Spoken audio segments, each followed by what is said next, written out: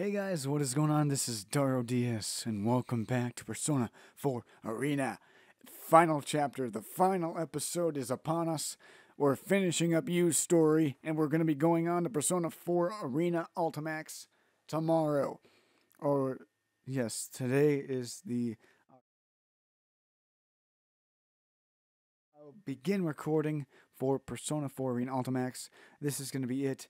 The final chapter. We're continuing from the cliffhanger. Yes.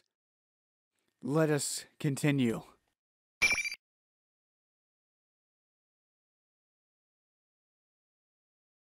You're lying. This isn't real. I'm not a machine. You're not me. No, don't say that, Labrys. She's denied the truth of the Shadow's creation.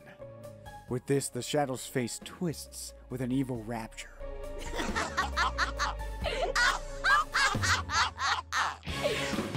Finally! You finally said it!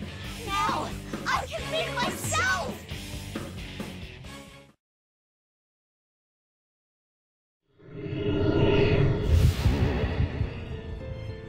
Yes! The power!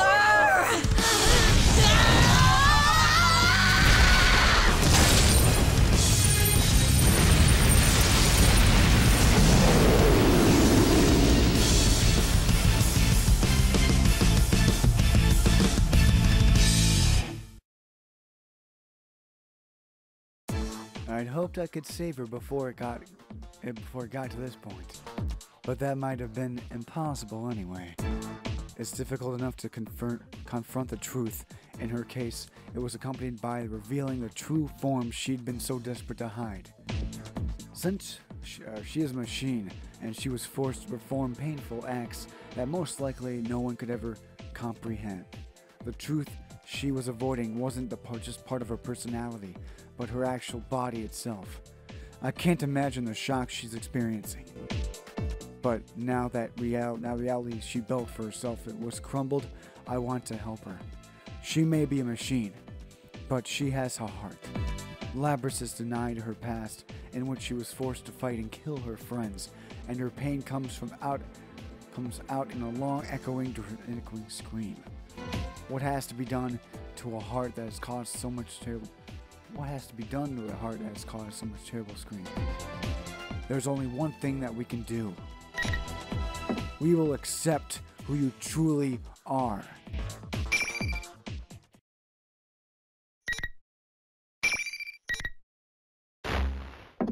You.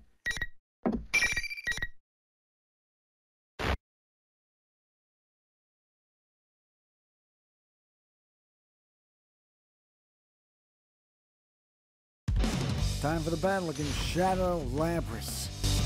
This will be...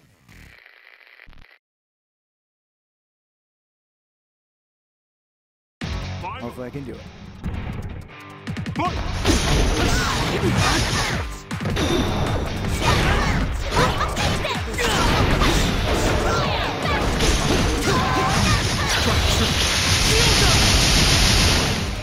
was that?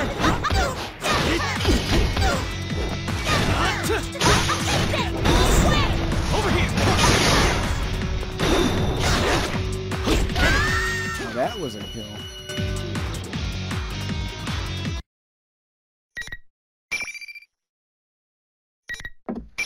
That was easy. Well, it's normal mode, so...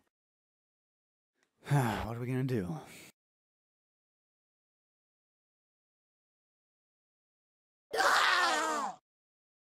The power that Labrys' shadow had gathered dissipates. It's over. All that's left is for Labrys to accept the darkness within her.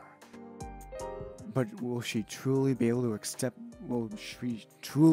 to do it? I turn around, but Labrys hasn't moved a muscle. She had been avoiding having to watch the battle just now as well. What more can I do for her? Labrys.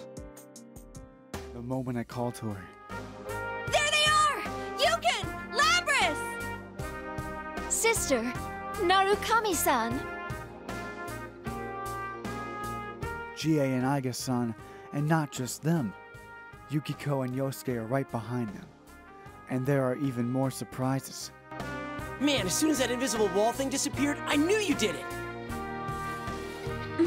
We ran into Aigis-san along the way. She told us about Labrys and everything. A little late, wasn't it? If someone told me what was going on from the start, I would have... You fell into the TV when you were half asleep! For crying out loud, you really know how to blow it when it counts! Hey! What'd you go and tell them for? I don't think this is the time for that. Huh? Naoto? Yeah, we were surprised too. The job she was on turned out to be related to all this. Kanji, who had been missing before we went inside the TV, and the real Teddy are here. There's even Naoto, who wasn't supposed to have been able to come to Inaba. It looks like the whole investigation team's been brought back together, and I didn't know it. Everyone says that Rise had told them pretty much what had been going on. Their smiles are encouraging. I turn to speak to Labrys, who has been silent all this time. These are my friends. We've all faced our weaknesses at one time or another. Labrys finally responds. Your weaknesses. You've all faced your shadows? Everyone gathers around Labrys. Labrys tries to shrink away nervously, but Rise is behind her and won't let her retreat. That's great. Sheesh, enough doom and gloom.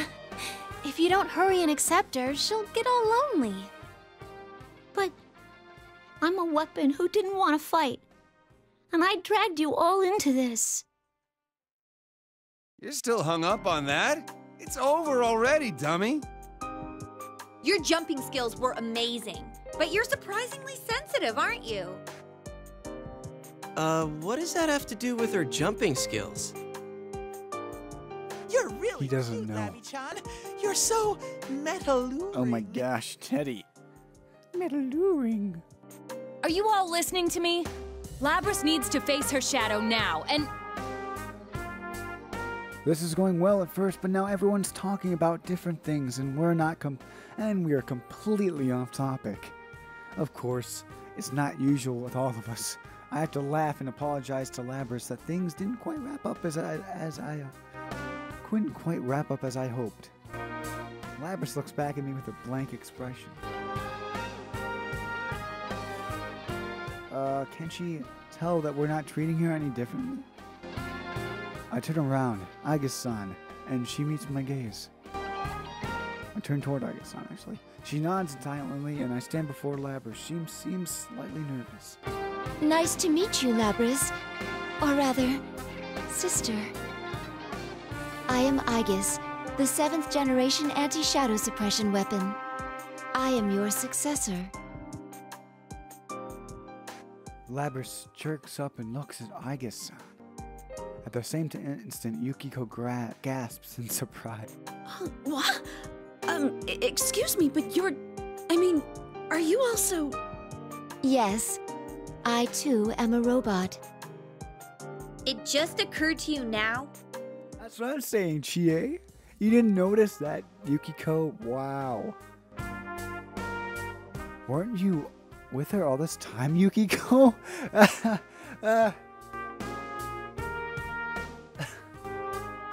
did you not notice something like that? It's so like you. Once again, everyone looks towards Aigis-san and Labrys, the non-human sisters. Now that I see them standing together, there is something like a family resemblance. Maybe I've been wrong this whole time. If Labrys is Aigis-san's older sister, then should I be calling her Labrys-san? Well, I guess it doesn't matter. My mission to retrieve you has brought me here. My colleagues are waiting for you. Are they gonna lock me up again? Well, considering all I did, of course they will. Labrys' expression darkens. I hadn't thought about it, but if Labrys and Aigis-san are treated as weapons, it's no surprise that there would be measures to keep them in check. But Labrys shouldn't have to just accept it. If she truly is going to be locked up, I make up my mind and wait for what Aigis-san has to say next, but she smiles. We can discuss that later. Right now, there is an important task you must carry out. I gotta do this, huh?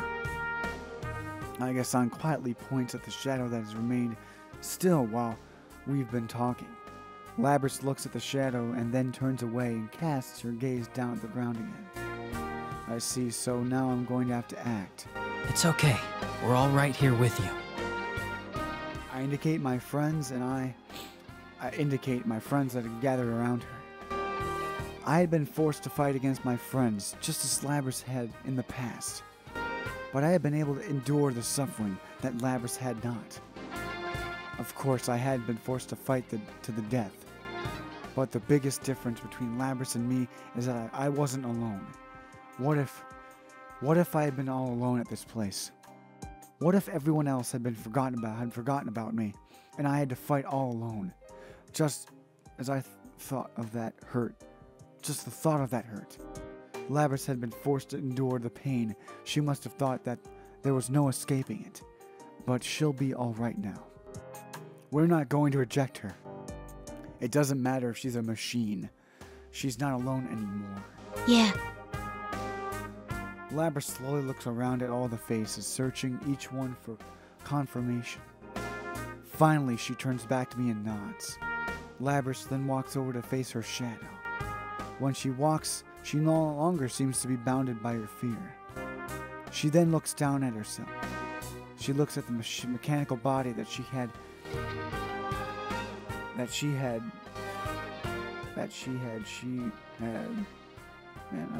another mistake that she had convinced herself that she didn't have.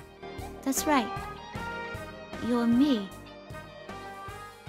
Labrys and her shadow turn to face one another and stare into each other's eyes. She can't avoid looking at the shadow now. You're the way I was on the inside, screaming to be understood. The pain wanting to be known. You're all I couldn't say. You were always inside me. You're me. A machine with a heart.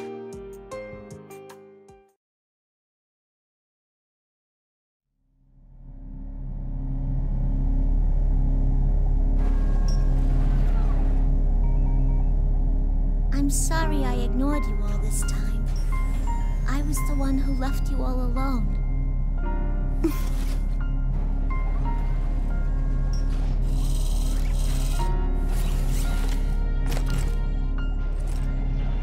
No, you are me, after all.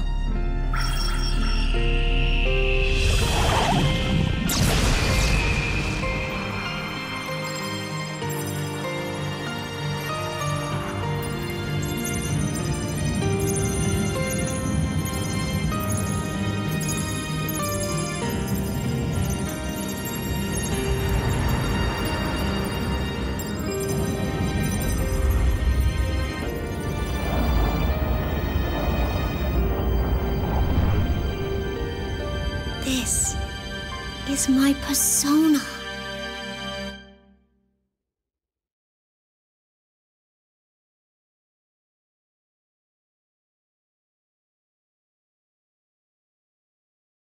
Labrys accepted the existence of her shadow and obtained a persona. It's finally over. We take Labrys with us and follow Teddy to the recite of the school's rooftop where they say it's connected to the TV in Junes. The invisible walls are all gone. Perhaps Perhaps there were walls like that wherever she came from, and she drew on that in making this place. I had the feeling that she's truly been freed from those walls now. As in confirmation, Labrys is slowly warming up to us, smiling more and responding to us when we start talking to her. When we reach the rooftop, we're surprised to see that the TV world has regained the studio-like appearance that we were accustomed to. However, there are two unfamiliar faces waiting for us. Mitsuru-san! Akihiko-san! These people have overwhelmingly intense presences, but thankfully they don't seem to be enemies. The moment we see them, we tense up, but after Aigis-san calls out in recognition, we learn that they are our friends, her I'm friends. Mitsuru Kirijo, Labrys' handler. Bodysuit like something out of a movie with a fur coat on top. It's a look that doesn't really work, but her name immediately reminds me of something. The Kirijo group. If she has the same name, she might be an influential person in it. The research organization that developed Labrys and Aigis-san must belong to her. I'm Akihiko Sanada. Sorry for all this trouble. The man with the red cape appears to be quite comfortable with Mitsuru-san and Aigis-san. He must have been helping them fight the shadows for some time. Is there some reason why people on the shadow extermination squads have dressed like crazy people? So, what's going to happen to Labrys now? Before we fully introduce each other, Yosuke asks Mitsuru-san, what have I've been wondering myself. I know all of us must have been worried about this, but I was waiting for a good moment to bring that up. Even Yosuke seems to have realized how out of line his question is, and he shrugs back sheepishly as if regretting to have asking the question. I know why Yosuke's worried, but why does he keep stepping on landmines like this? Well, if he's already stepped on it, we may as well wait for the smoke to clear and see if there's any answer.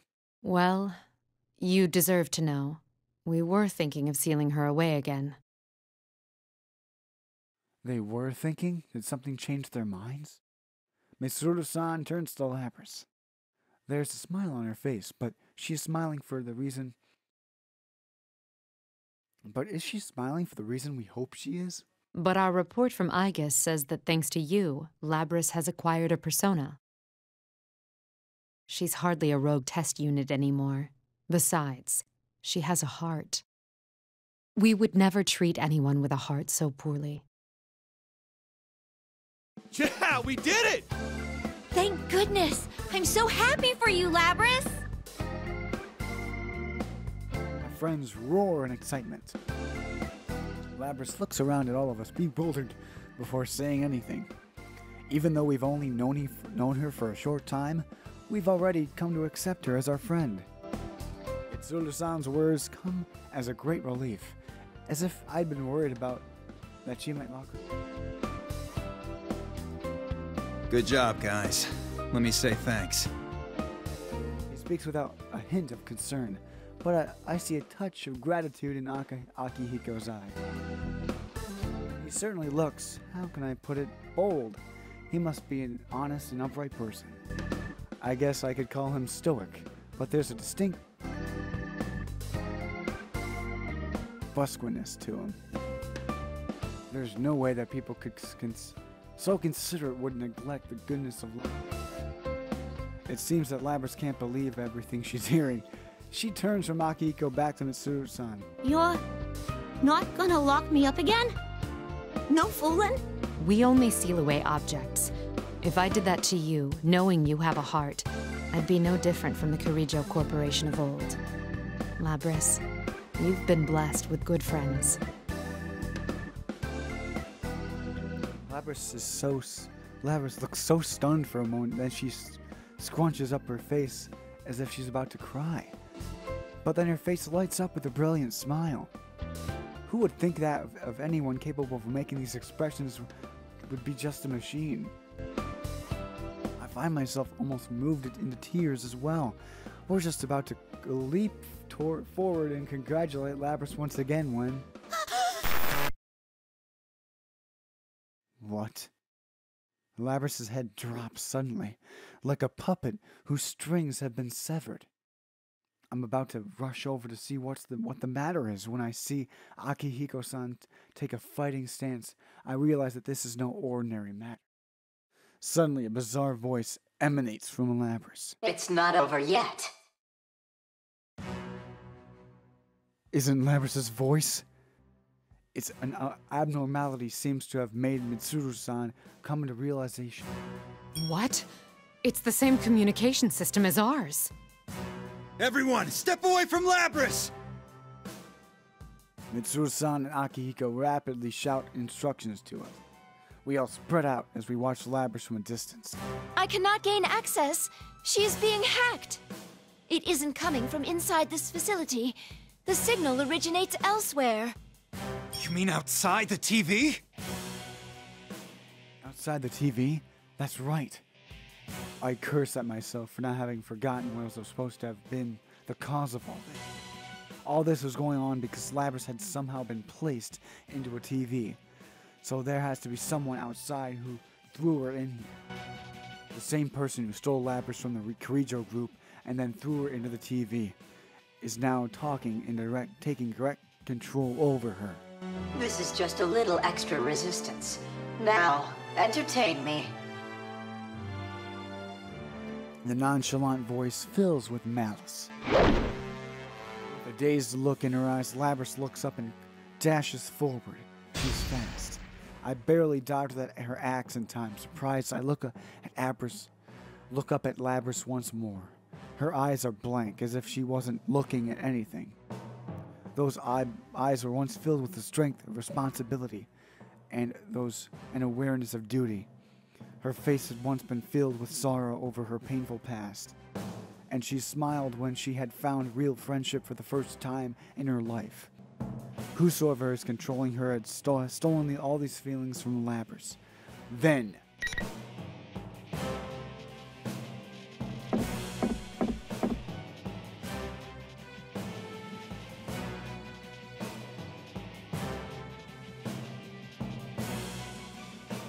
She's suffered enough. I won't let you hurt her.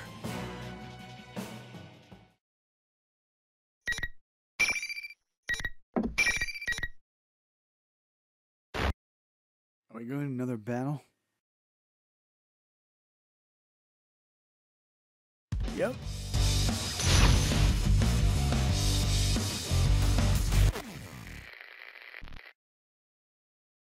Final. Fight!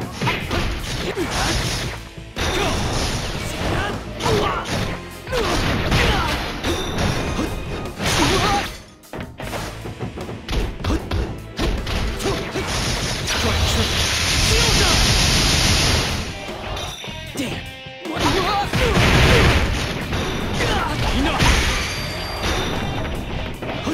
What? Damn!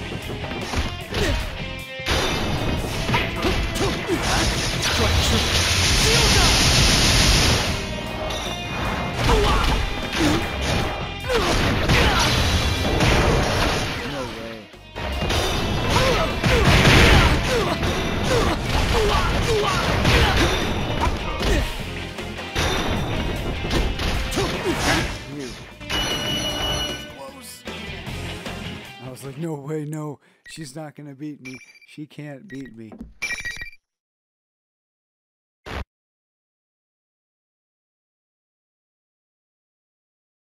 My, she was quite easily defeated. Evidently, I didn't push her far enough. Well, she is a test unit, so this is as far as my little game goes. Labrys has stopped moving. The only sound is the smug voice that continues to come from her. Those heartless words cause anger to boil up within me. Who are you? Why are you toying with people's emotions like this? Labrys isn't a tool. If you want to fight, then come out and fight! You're quite passionate. Yu Narukami, was it? The person, whoever he is, knows about me. Then maybe it isn't a coincidence that we were dragged into this. This revelation shakes all of us. Labrys' shadow was only the mastermind of the tournament. I see now. You're the true culprit behind the whole thing. Indeed. It was I who stole Labrys away. Since I don't have a persona and can't enter a TV, I needed a puppet that could run amok for me. Labrys' persona was only partially awakened, so I had a feeling her shadow would appear if she underwent a little suffering. You got the better of me this time, You deserve to know at least that much.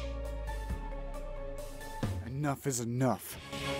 I've never been so irritated knowing that I can't do anything to whoever's controlling Labrys. This time, so your scheme hasn't ended. Well then, everyone, until we meet again. The communication cuts off abruptly without answering me. Labrys immediately slumps to her knees. Before I can even begin to move, Aigis-san is already at Labrys' side to support her. Aigis-san looks towards me and nods, confirming that Labrys is alright. Thank goodness. Labrys is okay. I feel a bit of my strength drained from me. Still, the sword in my hands feel awfully heavy. Mitsuru-san speaks up from behind me as I consider this. It seems whoever our adversary is, they're connected to us. I advise you not to get involved in this matter any further. From here on, you should leave this to us. What? Wait a second. We went through this whole big thing and that's it? She's right. There's no way in hell we're backing out of this now. I understand how you feel, but this is too dangerous for you. We will do our best to ensure that no harm comes to you. Trust in us and let us work. My friends Bristol at Mitsuru-san's proposal. After all, we've come this far. We've already knew about the dangers. There's so much I want to say, but I can't understand why they'd want us to stay away. Guys, I think we can trust Mitsuru-san. We should let them handle this. My friends respond with looks of shock. Of course they don't agree, but now's not the time to complicate matters. One of them should understand why I'm backing down so easily. I stared directly into Yosuke's eyes for a moment, hoping that he'd understand my intention here. Come on, Yosuke, back me up. Yeah. We're all tired, so let's just get the heck out of here. My God. Smooth, Yosuke. Oh well. I sneak a glance towards Mitsuru-san and the others to see if they've picked up on this, but none of them appear to have noticed. Maybe they're just pretending not to know.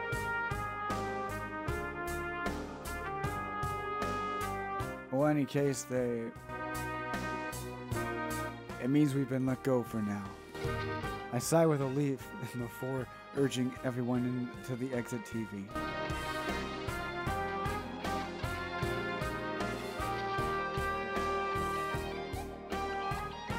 When I return to the real world, exhaustion from the events of the day catch up to me. I'm more tired than I expected. Then again, I've been fighting all this time. It can't be helped. Everyone else seems tired too, so we decide to go our separate ways for the... Still, everyone is safe, Labrys included.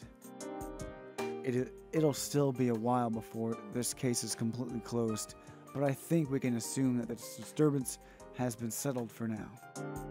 I worry about the mastermind that had taken control of Labrys, but I need to rest for now. When I get back home, Nanako greets me with a bright smile. The moment I see that, all of the exhaustion of the day hits me, along with a profound sense of relief. I can't keep myself from staggering. Nanako and my uncle are worried a bit by that, but that doesn't bother me at all. There was something I wanted to do in my room, but I hadn't even been in my room for an hour when my awareness melts into the darkness.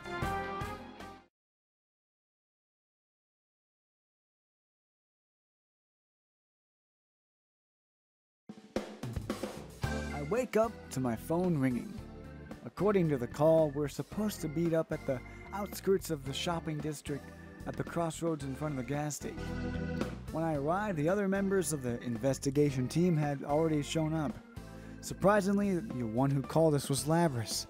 She wanted us to come so that she could say her farewells to us. Hey, it's Mo. It's Mo. Ooh, is that it? Yeah, I'm pretty sure that's it. Oh man, it's so long. What the heck kind of car is that? How does does it even turn corners? A long limousine drives up to us with surprising speed. It's so long that I can't believe that it was able to handle the country roads in Avinaba. I don't think I'll ever see another automobile like this in my life. The limo slows to a stop and smoothly parks beside us. Mitsuru-san climbs out of the back seat and nods to us. Labrys and Akihiko are in the back seat as well. You're looking good, Labrys. Sorry I made you come here all of a sudden, but there was something I really wanted to tell you guys. When I look at her, Labrys smiles and looks embarrassed. She takes a moment to look around at all of us and continues.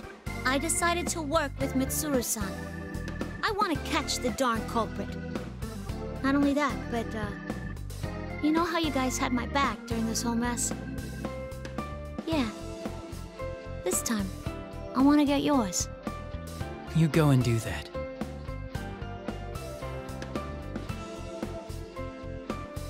I can't help but smile at that conviction, and trust in her words.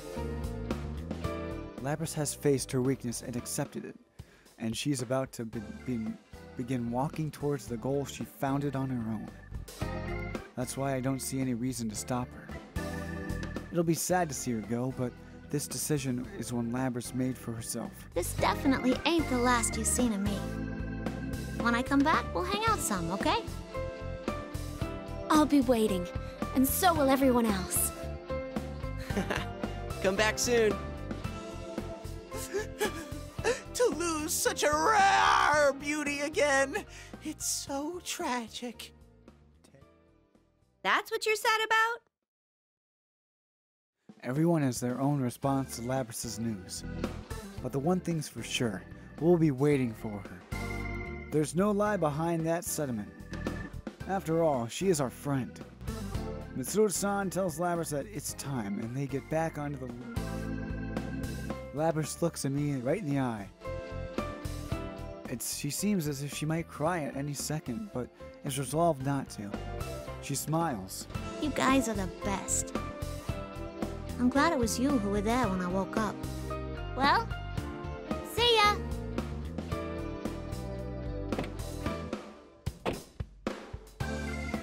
Man and machine. I wonder if there's truly a difference between them anymore. The thought comes to me as we wave our final goodbyes to Labrys. The limo demonstrates impressive agility as it speeds off down the narrow rural roads. Aw, she's really gone.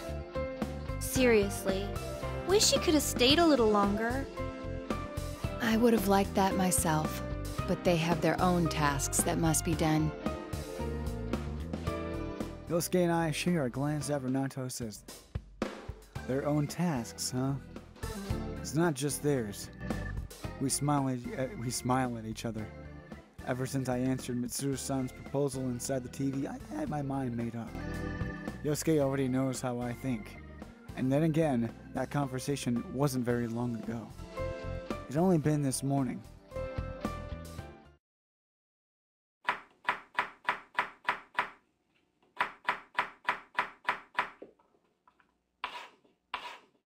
I don't know how she found my number, but after Labrys' phone call earlier, I decided to cook breakfast for Nanako and my uncle. Nanako hears me making noise in the kitchen and stands next to me, excited. I'll help too! I panic for a moment when Nanako reaches for the other cutting board and knife. I consider stopping her, then decide not to. If you're gonna use the knife, be careful, okay? Make sure you don't cut yourself. Uh-huh! I'm always careful when I cook with you. Oh, Nanako. Nanako picks up the cucumber from the counter and begins slicing it diagonally. Her skills are still clumsy and unsteady. But all I do is caution her of how to hold a knife, and then I watch her work without intervening. She doesn't have to become a master all at once. All it takes is constant progress, little by little. The same can be said for me, or anybody. Even though things may hurt us, and we may want to give up, we just have to keep trying, as many times as it takes until we see our goals through. Instead of nothing changing, I wish to see everything change. I wish to see everything changing along with myself. Oops, sorry, Nanako. Could you put the knife down for a second? Okay. I endure that, Nanako. I am sure that Nanako has put down the knife before I answer my phone. I didn't have to look at the screen to know who was calling. Hello? Is this Yosuke? Like you don't know. Listen, about yesterday. I thought this was coming. Yosuke rushes on, as if irritated that we have to have this conversation over the phone, but I managed to calm him down. It's funny that he's getting so excited over this, but I'm glad he managed to wait the whole night before calling me. Yosuke, do you remember the Moonlight Bridge? The one from our class trip? Yeah, sure. I used to be a city boy too, remember? Hey, were you checking out the Kirijo group online? Perceptive as always, now that's my partner. When I went back to my room last night, I had spent as much time as I could searching for information about the Kirijo group online before I fell asleep. Of course, there wasn't anything about an organization involving Labrys or Aigis-san, but the little I did find was better than nothing. Yosuke asked me if I plan to go back on my word to Mitsuru-san and the others. I did say that we ought to trust them to solve the mystery, but I never said that we should let them do it alone. After all, the person behind everything may be after us. On top of that, they were using others in horrific ways. Can't back down from this, right? Now you're talking, partner. Yosuke and I continue to talk. We now know that we are getting closer and closer to battle with an enemy we haven't even seen yet. There's only one thought in my mind. No matter what kinds of hardship will wait for us on our path, we will continue to fight on. As long as we have friends that will walk the same path alongside us. Nanako watches me talk on the cell phone and smiles. You seem excited, big bro. I smile back at her innocent face before making a confident declaration. The investigation team is back in action.